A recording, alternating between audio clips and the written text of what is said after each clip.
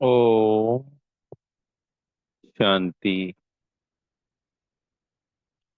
आज 7 अक्टूबर 2024 के महावाक्यों के मनन चिंतन में प्यारे मीठे बाप दादा ने कहा, मीठे बच्चे, बाबा आया है हम बच्चों को कुंभी पाक नरक से निकालने के लिए। और बाबा कहते हैं कि हम बच्चे निमंत्रण भी इसलिए देते हैं। तो बाबा ने आज मुरली में वैसे कहा कि निमंत्रण तो शादी मुरादी का दिया जाता है और तुम मुझे इसके लिए देते हो। तो आज शब्द आया कुंभी पाक नरक। तो गरुड़ पुराण में कुंभी पाक नरक की बात की गई है। तो कुंभी हो गया कढ़ाई या बड़ा मटका, पाक यानी पकाना। तो जितनी भी यातनाएं सजाएं दी जाती हैं, तो कहा जाता, आप सबने सुना होगा कि तेल की गरम गरम कढ़ाई में उसको सजाएं दी जाती हैं जिन्होंने ज्यादा पाप किए होते हैं। तो वो घोर नरक कहलाता है। तो ये जो दुनिया है, ये घोर नरक है। बहुत दुख है। बाबा ने मुरली में भी कहा कि तुमने बहुत सुख देखे हैं, पर तुम ही सबसे ज्यादा दुख देखते हो।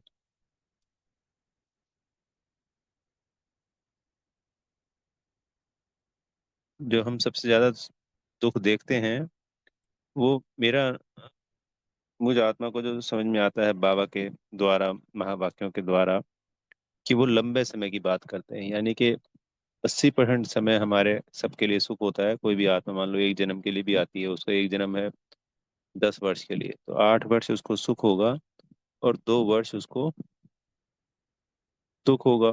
अंतिम समय में जो लास्ट जन्म में आत्माएं आ रही हैं, ये समझने के लिए हम 5,000 साल रहते हैं धरती पे, हीरो पाटधारी हैं। तो 80% हो गया, 4,000 साल तक सुख देखते हैं और 1,000 साल तक दुख देखते हैं। तो जो टाइम पीरियड है वो लंबा है।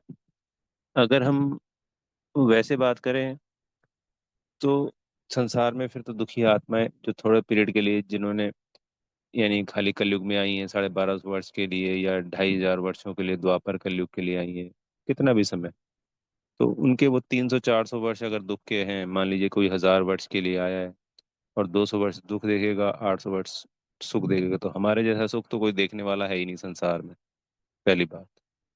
और दुख भी उन आत्माओं का ज्यादा हो जाता है अगर भक्ति नहीं कर रहे हैं, क्योंकि हम भक्ति करते रहते हैं।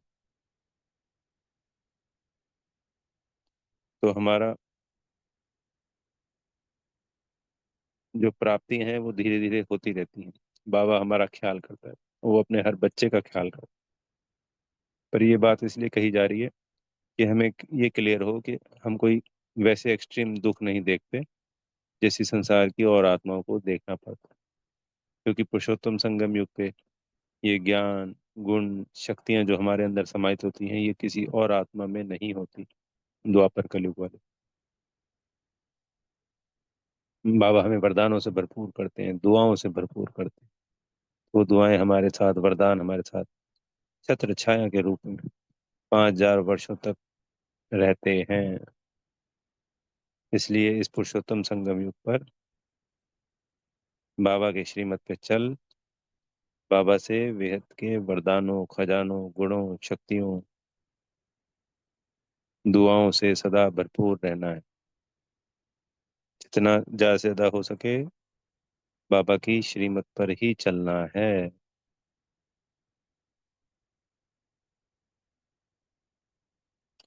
कभी कोई बात समझ में नहीं आती है, सेंटर पे दीदी से या वरिष्ठ बहन भाइयों से उनके अनुभव के आधार पर पूछ लेना है, जान लेना है, बाबा को भी लिख के दे देना है, बाबा जरूर मदद करेंगे। तो ये जो कुंभी पाक नरक वाली दुनिया है, इससे बाबा हमें निकालने के लिए आए हैं। बाबा ने कहा कि इसमें तुम गले तक इस दुबन में, इस दलदल में फंस जाते हो, तब पुकारते हो। तो दलदल से कौन बाहर निकालेगा? जो दलदल से बाहर रहता है वही तो बचा पाता है।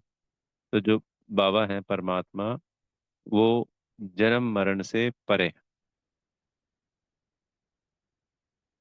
एवर प्योर है। तो वो कभी इस दलदल में नहीं फंसते, सदा वही हमें बचाने के लिए आते हैं। जैसे एक कुर्सी से 100 लोग हैं, 99 कुर्सी हैं, तो सबको बांध दिया जाए तो फिर वो जो एक होगा बचा हुआ, वही तो उन 99 को खोलेगा ना जी। अगर सबको ही बांध दिया जाएगा 100 के 100 को, तो फिर कौन खोलेगा?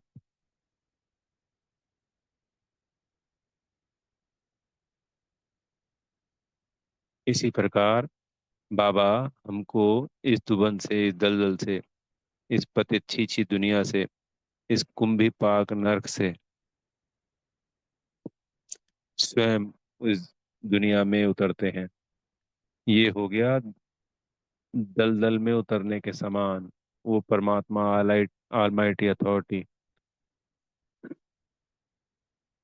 जो एवर प्योर है, पवित्रता का सागर है, कैसे इस अपवित्र दुनिया में, इस अपवित्रता के सागर में उतरता है। अगर हम यहाँ पे प्रवृत्ति मार्ग में रहते हुए बाबा की याद से मान लेते हैं कि पवित्र बन जाते हैं, उच्च अवस्था को प्राप्त करते हैं, संपूर्ण पवित्रता की तरफ बढ़ रहे होंगे, तो आप देखेंगे कि यहाँ पे हमको बदबू आने लगेगी, फिर नॉर्मल चीजों से भी। जैसे जैसे पवित्रता बढ़ती जाती है, तो यहाँ तक कि दूसरे मनुष्यों से भी फिर बदबू आने लगेगी, चाहे वो नहाया धोया सब कुछ साफ सुथरा है, पर चूंकि हमारा पवित्रता का लेवल बढ़ चुका है, उसकी वजह से हमें उस बदबू की महसूसता हो रही है। तो सोचो उस ऑलमाइटी अथॉरिटी को कितना सहन करना पड़ा है हर कल्प कल्प। वो सिर्फ अपने बच्चों के लिए आता है।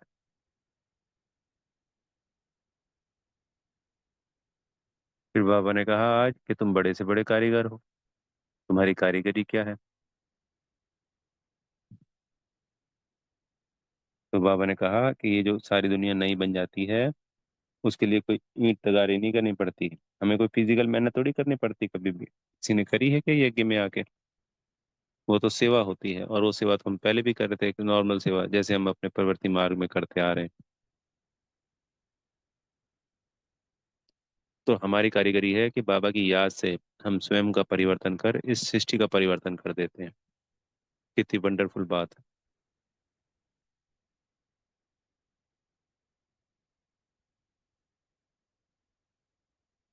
हम बाबा की याद से इस पुरानी दुनिया को नई दुनिया बनाने की कारीगरी कर रहे हैं। ये कम बात है क्या? और फिर उसी स्वर्ग के हम ही मालिक बन जाएंगे। चाहे वो प्रजा भी है, तब भी वो मालिक ही कहलाएगा। हर आत्मा जो जिस देश में रहने वाली होती है, जिस जगह पे रहने वाली होती है, वो मालिक कहलाती है।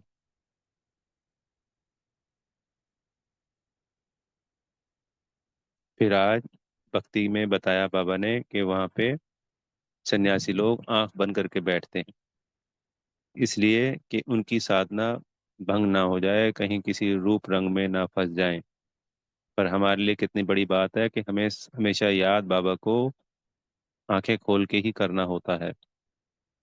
इससे बचने के लिए, यानी कि कहीं फंसने से बचने के लिए, बाबा क्या कहते हैं, बुद्धि से हमें बातें करनी होती है, इंस्ट्रक्शंस देनी होती है, और अपने को आत्मा समझकर दूसरों को भी आत्मा देखना है। तो जब हम आत्मा का पाठ पक्का करेंगे तो हम कहीं फंस नहीं सकते। और आत्मा का जब पाठ पक्का करते हैं तो काम, क्रोध, लोभ, मोह, अहंकार ये उत्पन्न ही नहीं होते हैं। इसलिए बाबा हमें आत्मा का पाठ पक्का कराते हैं। किसी नाम रूप में फंस ही नहीं सकते हैं, क्योंकि आत्मा के अंदर सिर्फ आदि अनादि संस्कार ही होते हैं, इमर्ज होते हैं। खासकर अनादि, जो हमारे परम धाम में होंगे, जो अवस्था हमारी परम धाम में होती है, तो वो शक्तियाँ, वो गुण हमारे यहाँ इमर्ज होते हैं अगर हम आत्मा का पाठ पक्का करते हैं। जो बाबा से हमें गुण शक्तियाँ मिली हुई हैं वही सदा इमर्ज रहेंगे आत्मा की स्थिति में स्थित होने से। इसलिए बाबा हमें आत्मा का पाठ पक्का कराते हैं। फिर आज गांव की बूढ़ी माताओं की भी बात करी बाबा ने कि वो तो सत्संगों में जाती रहती थी। तो ये कोई सत्संग नहीं है, कोई साधु बाबा या कोई सन्यासी सत्संग करा रहे हैं, ऐसा नहीं है ये तो ज्ञान है। तो बाबा बोले बूढ़ी माताओं को देख के खुश होते हैं, क्योंकि हम सभी जानते हैं कि भारत में पहले माताओं की या बहनों की कैसी, खासकर जब बाबा आए थे उस वक्त क्या पोजीशन थी। आज तो फिर भी बाबा की पहल पे हम देखते हैं चारों तरफ बहुत जमीन आसमान का फर्क आ चुका है, आज से 100 साल पहले या 90 80 सालों पहले, 70 80 सालों पहले जो बहनों की माताओं की दुर्दशा थी भारत में, उससे कहीं गुना अच्छी है आज पोजीशन। तो बाबा ने कहा कि सिर्फ याद में रहना है, याद में रहने से पाप विकर्म विनाश होंगे। बाकी का रजाई तो पढ़ाई पे दारोमदार है। अब कहेंगे आज रजाई पढ़ाई पे कैसे? अगर मान लीजिए हम सिर्फ बाबा को याद करते हैं और पढ़ाई नहीं पढ़ते हैं, मुरली जन सुनी और उसके बाद भूल गए, लेकिन पूरे दिन में कभी पढ़ी नहीं, तो फिर उच्च पद की प्राप्ति हमें, विकर्म तो विनाश हो जाएंगे पर प्रारब्ध तो बना ही नहीं ना जी। वो जो प्रारब्ध बननी है सतयुग में आने की, वो मुरली के आधार पर बननी है ना। तो ये दोनों चीजें जरूरी हैं। अब खाली पढ़ाई पढ़ाई पढ़ ली, बहुत पढ़ ली, मनन चिंतन भी कर लिया, याद नहीं किया, विक्रम विनाश नहीं किए, तो सत्युग के हमें 21 जन्म तो मिल जाएंगे, पर चूंकि विक्रम विनाश नहीं किए थे, सजाएं खाई, तो सजा खाने से वो पद छोटा हो जाएगा।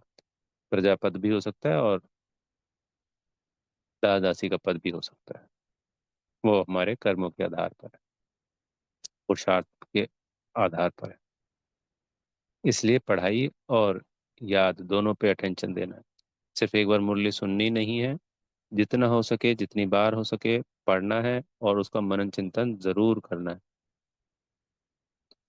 एक पॉइंट को लेके हम कई बार उसको याद कर सकते हैं, दोहरा सकते हैं मन ही मन।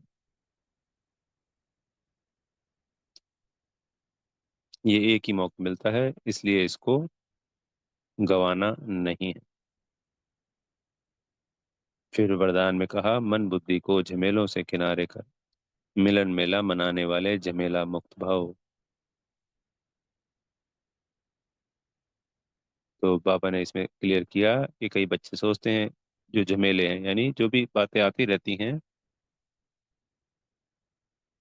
वो जब पूरे हो जाएंगे तो हमारी अवस्था और सेवा अच्छी हो जाएगी। लेकिन बाबा ने कहा ये झमेले तो पहाड़ के समान है, पहाड़ हटेगा नहीं। हमें उन झमेलों से ऊपर उड़ के जाना है। मन बुद्धि से इन झमेलों को समाप्त कर देना है, मन बुद्धि से, क्योंकि ये तो संसार में हम रह रहे हैं, ये आते रहेंगे अंत तक। तो इनको अगर हम ये पत्थर जैसे हटाते हैं वैसे हटाते रहेंगे तो इसी में संगम युग बीत जाएगा। तो बाबा की याद से, इस श्रीमत के आधार पर हम उड़ती कला में उन झमेलों को पार कर देंगे और तभी हम बाबा से मिलन मेला मना सकेंगे। और स्लोगन में आज बाबा ने कहा हमें कि हम हीरो पार्ट बजाने वाली हीरो पार्टधारी आत्मा है। तो आज सम्मान ले सकते हैं इसको कि मैं हीरो पार्ट बजाने वाली हीरो पार्टधारी आत्मा हूँ। अच्छा, ओम शांति।